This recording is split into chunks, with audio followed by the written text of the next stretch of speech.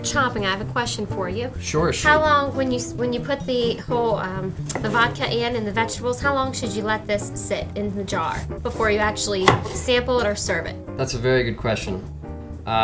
Once you've prepared your infusion jar, it's really not ready to consume for at least 2 days. And this really depends on what you're infusing. Okay. Peppermint candies, for instance. You can infuse peppermint candies, and the infusion time is only 1 hour. But with vegetables and fruits, you want to at least allow 2 to 3 days before consumption. Otherwise, it's going to taste too strongly like vodka, not enough of the ingredients you've put in with it. Okay. And you like to taste them in those 2 days just to see how it is, if you need to add more vodka or more vegetables? That's a good thing to do. That's a very good thing to do.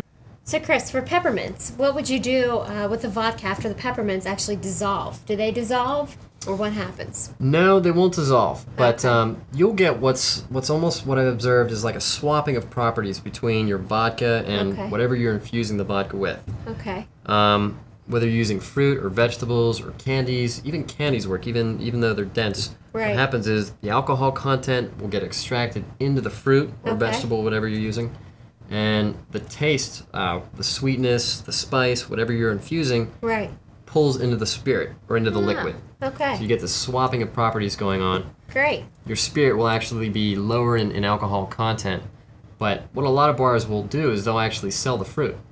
They can sell the fruit either by itself, alone. You know, you can sell like a cup of cherry bombs, you know, which is vodka and cherry, and you're just selling the fruit. Or you can garnish your drink with the fruit itself, or you can use fresh fruit to garnish the drink. Very good. But when you're doing your infusion kit, it's important to have the spirit level all the way covering all the fruit or all the vegetables, because what can happen is you will get decay if it's not completely covered. If we poured the vodka halfway or 3/4 of the way, and the fruit up here would go bad before the fruit down here. Okay. So you always want to make sure your liquid level is up high. Okay.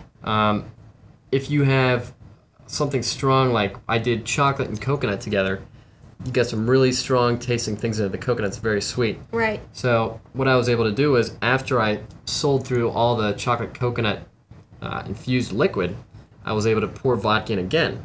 And the sweetness from the coconut got used again a second time, and even a third time I was able to do it. Okay. And utilize the same ingredients, but you always want to keep topping it off. If you have a busy weekend ahead of you, if you have one of these kits and this is becoming popular in your establishment, it can sell like that.